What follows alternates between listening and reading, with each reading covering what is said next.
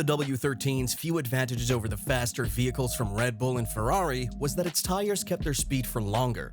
For more than a century, pit stops and tire changes have been a tactical challenge in motor racing. At the inaugural Grand Prix held in 1906 at Le Mans, technicians sliced old tires with knives. After running race simulations all night at the team's headquarters in Brackley, England, Joey McMillan, a senior strategist, explained to the drivers that if they used slower but longer-lasting hard tires, they would only have to stop once during the race, compared to the rivals' two likely stops, giving the team a slim chance to secure its first victory of the year.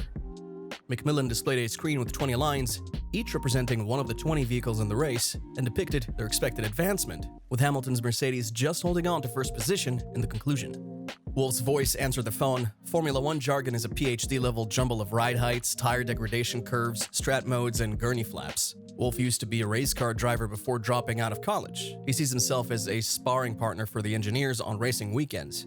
He asks direct inquiries and expresses his concerns. He frequently argues for the drivers. "I'm a translator," he said. "He's an out-and-out racer," Hamilton said. During the discussion, Wolff asked Hamilton and Russell, "Are you two okay with that?" relating to McMillan's suggestion. "Of course," Russell replied. It was his first season on the team. Hamilton took a breather. He's an introvert by nature. He's won 103 Grand Prix races, 12 more than any other driver. "I suppose so," he said. "Let's see how it is." The beginning lights were turned off, the automobile swerved away. Unlike other team leaders who sit on the pit wall with a slew of strategists and engineers, a macho zone right next to the track, Wolff sits at a workstation in the team garage. During the race, he plays no active part. The pit wall crew does not observe the vehicles as they race. Like traders in a Wall Street boiler room, they keep their gaze fixed on churning columns of numbers, lap timings, splits, telemetry graphs, and a slew of GPS dots flying around the course. The Mercedes strategy worked well for the opening two-thirds of the race. While the cars around them stopped for new tires, Hamilton and Russell surged to the front. "I might be dreaming," Wolff stated on the radio. Verstappen reclaimed the lead with 24 laps remaining, but he was just 11 seconds clear of Hamilton when he had to stop again, giving Hamilton another chance to overtake and win. The colorful lines of the computer model on Wolff's screen updated regularly, bouncing between a Hamilton and a Verstappen triumph. On lap 48, an AlphaTauri vehicle slowed to a halt. The disruption resulted in a virtual safety vehicle. Verstappen took advantage of the chance to change his tires, and Mercedes' technical advantage was lost. "That VSC stuffed us," Hamilton said. Another breakdown a few circuits later resulted in the introduction of a genuine safety car. The team radio is a cacophony of requests, calculations, and controlled fear during these halted moments of a race. Verstappen changed his tires again, this time opting for soft tires, making him the fastest of the bunch. Russell also altered his. "Fucking good work," someone screamed over the radio.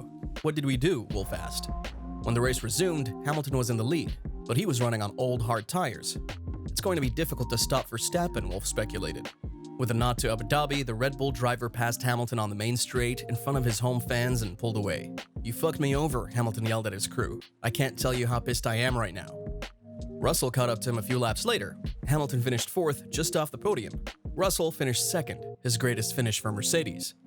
Following them, the air was packed with orange flares. Verstappen sprayed champagne, as is traditional. A sea mist was gathering, and Red Bull stunt aircraft were doing loops over the beach. Through his TV interviews, Hamilton grinned ruefully. "The emotions were just out of control. It was so close. We haven't had a win for so long, and all of a sudden, we were right there," he said. Overall, the W13 was finally competitive, but Wolff recognized that losing has its advantages. "Maybe this win would have come too early," he said. If you want to be a P1 in Formula One news, don't forget to hit that subscribe button and turn on notifications.